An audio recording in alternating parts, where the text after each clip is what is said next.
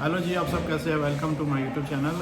आज के इस व्लॉग में आप लोगों से ये बताऊंगा कि यूके की तरफ से कुछ ताज़ा तरीन खबरें हैं और कुछ नए अपडेट्स हैं। आप सब लोगों के लिए बहुत अच्छी न्यूज़ है। वो ये है कि यूके जो है वो एक दफ़ा फिर से यूरोपियन यूनियन का मेंबर बनने जा रही है। वो क्यों बनने जा रही है, इसकी वजूहत आप लोगों को मैंने पहले वीडियो में बताया, इसमें भी बताऊंगा कि एक ऐसा टाइम था कि यूरोपियन यूनियन के वो मेंबर्स तो थे, लेकिन वो ऐसा फील कर रहे थे कि हम सबसे अलग है, सबसे ऊपर है और सबसे अच्छे हैं।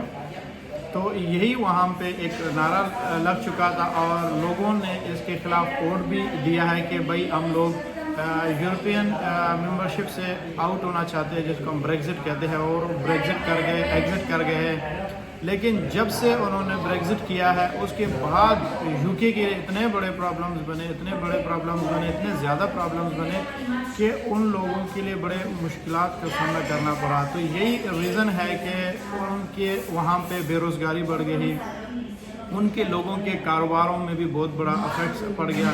क्योंकि पहले ऐसा होता था कि आपको पता है कि अगर जो शेंजन और यूरोपियन यूनियन के मेंबर्स होते थे वो 29 कंट्रीज़ है। अगर यूके में आपको जॉब नहीं मिलती थी, काम नहीं मिलता, तो आप स्पेन आते थे, पुर्तगाल आते थे, फ्रांस चले जाते थे, कहीं पे भी मूव होते थे। तो अब वहाँ के लोगों को यहाँ पे आने के लिए वीज़ा लेना पड़ता है या फिर बॉर्डर क्रॉस नहीं कर पाते हैं। मतलब जो रूल्स वगैरह हो गए वो बड़े स्ट्रिक्ट हो गए हैं।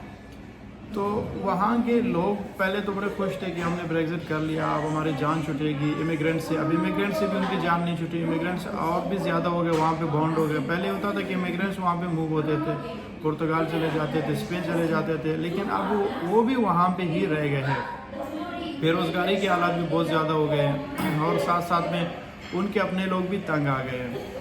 तो अब वो जो हुकूमत था पहले, उसको भी अब लोगों ने वोट नहीं दिया। इस दफ़ा जब इलेक्शन हुई है उसको उन्होंने साइड कर दिया।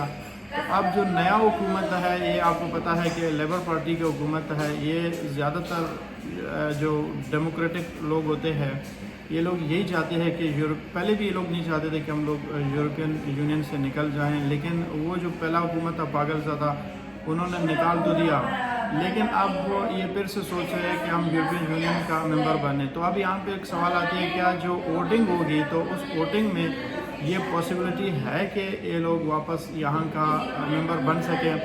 तो नाज़रीन, जो सिचुएशन इस वक्त ग्राउंड में, मैं आप लोगों को बता दूँ कि इस वक्त जो लोगों ने वोट दिया था पहले ब्रेग्जिट के लिए, वो सारे लोग पछता रहे हैं।